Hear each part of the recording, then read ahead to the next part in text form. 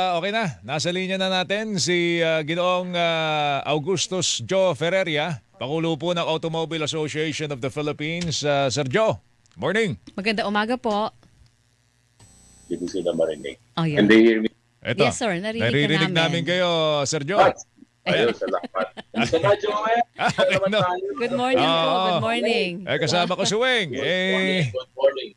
Ano bang punto de vista ninyo? Mukha daw sasalubungin na ng busway ang EDSA dahil daw pinapasok ng mga pasaway paulit-ulit. Alam mo talagang Sir Joe, Pilipino tayo. Pagka hindi ka pasaway, talagang hindi ka Pilipino.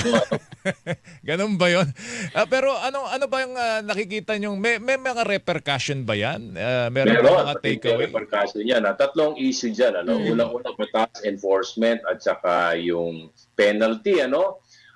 Yung batas, meron na yan. Yung enforcement, meron kahit papaano. Pero yung penalty, examinin nila kung matindi ang penalty para madala ka na. Halimbawa, extreme penalty. Hindi ko man sinasabing gawin ninyo ito. Pag pumasok ka sa busway, firing squad. Diba? Ganon. Ganon, Sir Joe. firing squad. Sobra naman yun. Firing squad ka agad. Sobra. Pag ginawa mo, pag pumasok ka ng busway, 20 pesos, abay lahat yan papasok. Papasok.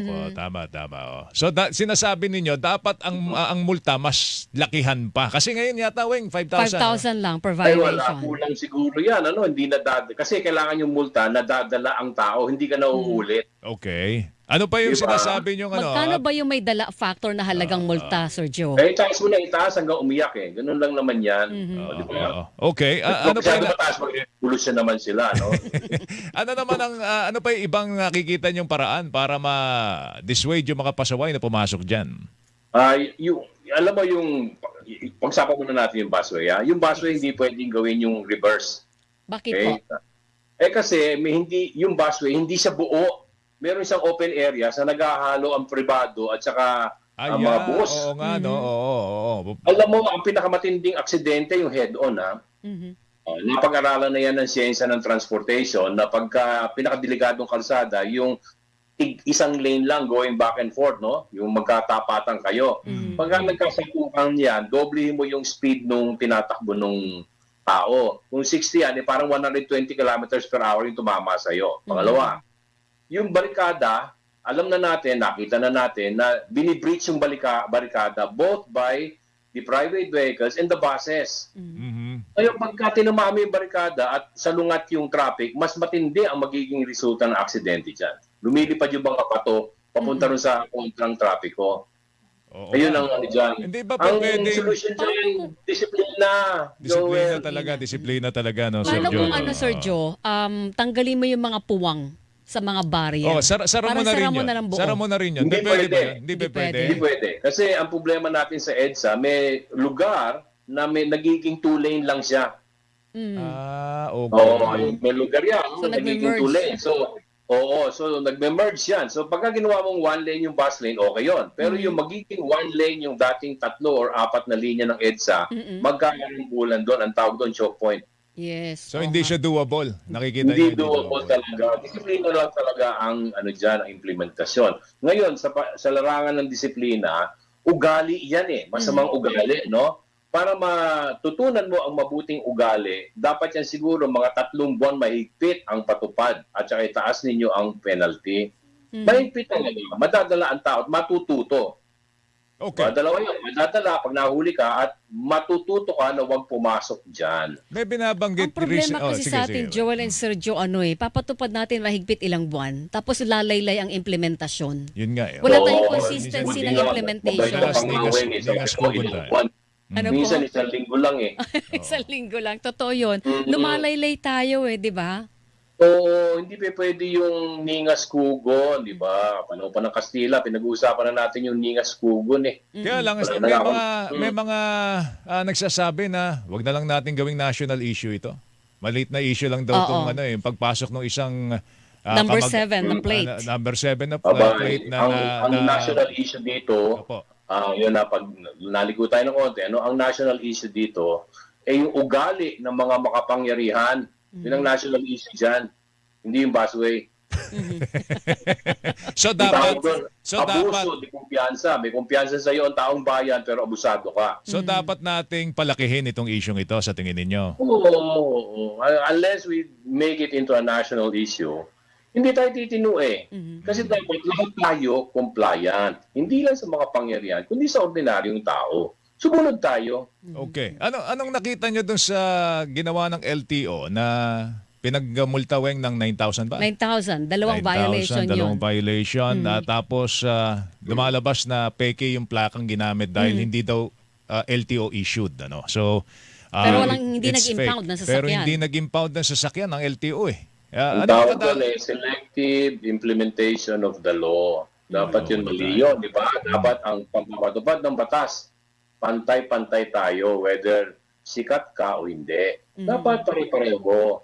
Mali yun. Kasi pag dito, ganito penalty. Pagka dito, walang impounding. Ano tawag doon? Di ba? Sir Joe, kung halimbawa po, ay, di ba pag nagbibigay ng license to drive ang LTO, dapat ng mga seminar yan, tinuturo sa iyo yung tamang asal sa Opo. kalsada.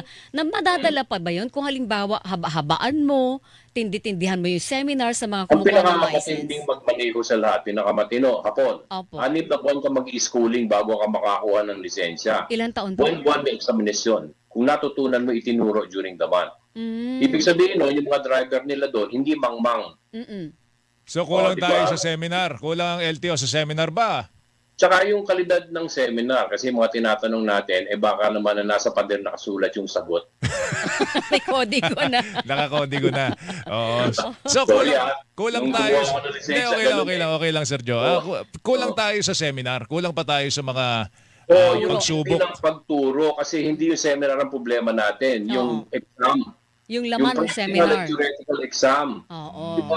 After 30 days, tinuruan na kita ng paano magmaneho at ano ang kalsada, no? Tapos pinag-exam kita, dapat yon hindi basta-bastang pumapasa. Mhm. Dapat Kasi doon sa kung practical. abay masama yung exam mo, kuya. Oo nga Ay, pasok eh. Walang bumabaksak eh. Nabanggit niyo yung mga hapon. Parang sa totoo lang, Weng, kundi lang earthquake-prone area yan. Diyan ako tumira eh. Kaya Lumayas ang dalas sa mo ng Pilipinas. earthquake eh. Well, Kaya, Joel, may baha doon. Tidal wave. ang tindi ng disiplina sa kanila. Talagang yun lang ang kulang sa atin. Weng, Alam mo bakit, Joel? Nagsisimula sa pagkabata. Alam mo, ang bata sa nakakatuwa, kausap ko yung mga Japan Federation, yung motor club doon. Ang bata doon, elementary pa lang, tinuturo pag tumawid, tataas mo kamay mo kasi hindi ka nakikita ng ibang sasakyan. Oo. Sabay-sabay sila. Totoo O, yan. yung ang panukala ko diyan, no? Dapat ang education nasa high school. Nag-iisip kayo ano bituturo sa senior high school. Ayan. Good manners and right conduct at saka following the law. Totoo Ano? yan. Mm-mm. Becoming a responsible citizen. Nakakalungkot dito eh, yung following the law na binanggit nyo eh, dapat yung nagpa-following the law eh, yung mga gumagawa ng law. At saka At yung yung nagpapatupad ng law. Yeah. Eh kadalasan yun ang nagiging pasaway eh.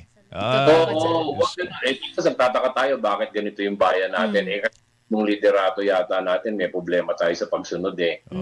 Sir Joe, balikan ko lang yung multa. From 5,000, ano yung pinaka-practical at yung talagang lalatay ng kote doon sa mga motorista para may dala pa? Sige naman ng Magkano? 20 mil, kung pinag-iyakan yan. 20 mil per 20 mil. violation. Per violation. Sakit yun. Kasi isang buong sweldo yun eh. Oo. Ang sukatan ng sakit ng tama sa ng penalty, yung monthly average wage. Ayun, pwede. Oo. Sige. Random Yun na lang. talaga yan. Pero yung yung salungat, ang daan, hindi doable. Delikado yun. Delikado. Okay. Alright. Sergio, salamat. thank Mag-ingat you. ka. Wala ka naman, Joel, ha? Thank you, naman thank you, kayo sa salamat. akin, parokyano eh. Good morning po. Sergio, salamat. Thank you. Si Ginoong Augustus Joe Pereira, Pangulo po ng Automobile Association of the Philippines. Yun din iniisip ko actually. Hilingan, walang pinopro